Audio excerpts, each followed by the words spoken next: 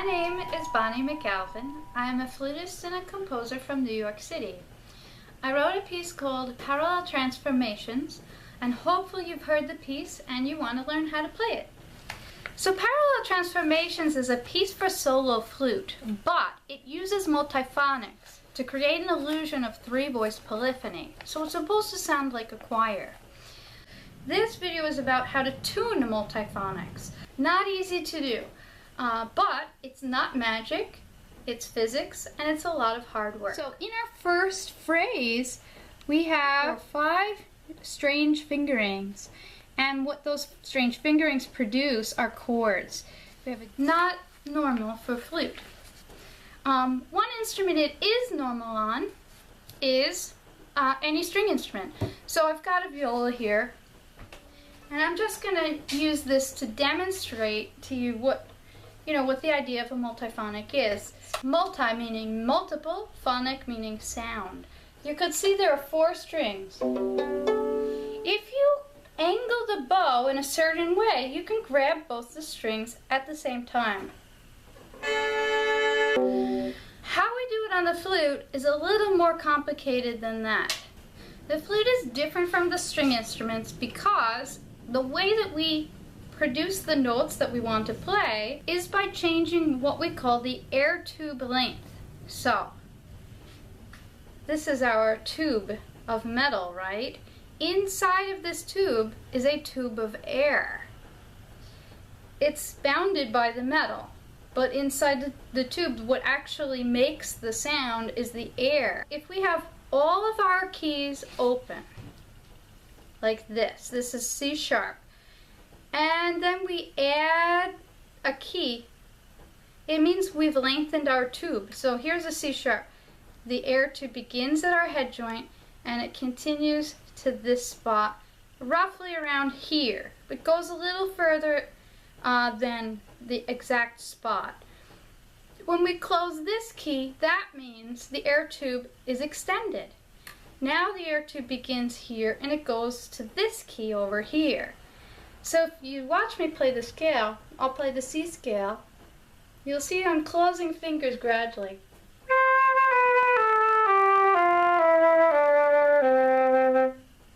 I'm just adding fingers to holes. And what does that mean? It means I'm closing the holes.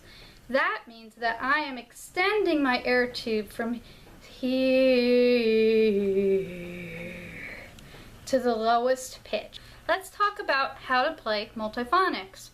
So basically, when we're playing a multiphonic, we are supporting 2 different air tube lengths at the same time. To get you started, the one on right here is a C and an F. So when a C and an F is fingered like this, you finger an F, and then you add the first trill key here. Now, how does this make an F? Well, because it's an F fingering. That we are going to cut roughly halfway through the air tube. We're going to cut in half, making it impossible, absolutely impossible to play a low F.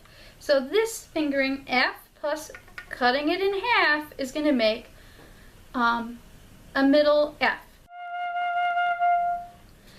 It's also going to make a C. Why is it going to make a C?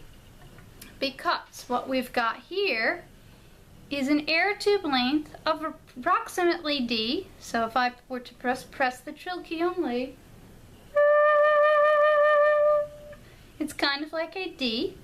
But what are we going to do? We're going to flatten that D by adding all these keys. And we can get a C. If we blow in a certain way, once again, we can support both the C and the F at the same time.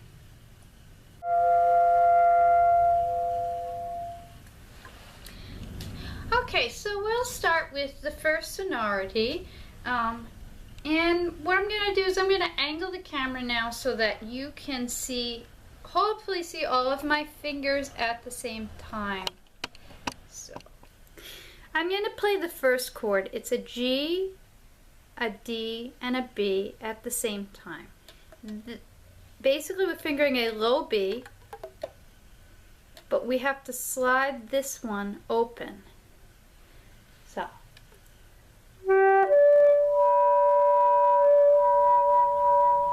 Now watch what happens. I'm going to fiddle with each of the keys, you know, one at a time, and you'll be able to see what happens.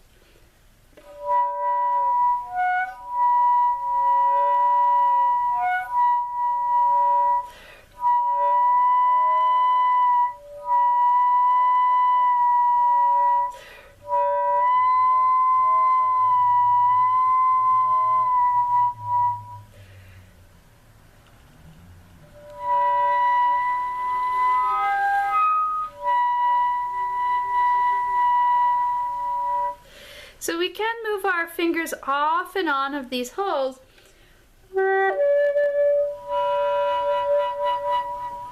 until we find that good spot where we have a D and a B.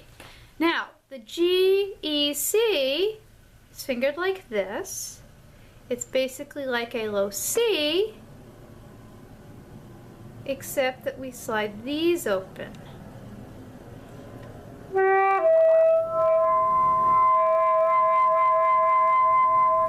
And I'll do the same exercise. I'll fiddle around with each of these keys and you'll hear the impact on the pitch.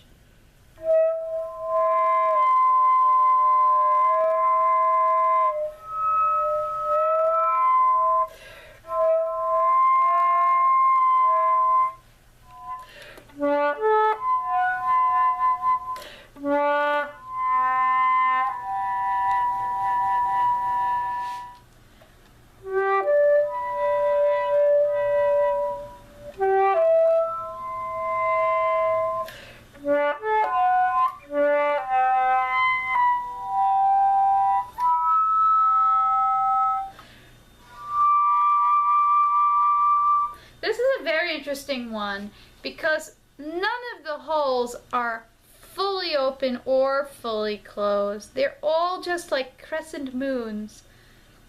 If I were to open this, this, and this all the way, this is the sound we would get.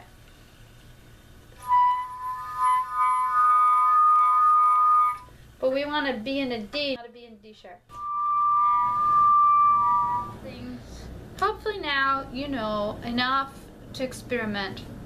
The last thing I'll have to say in this video is you just have to be patient with yourself because when you first make these sounds, you're not going to get discrete pitches like you're hearing me make.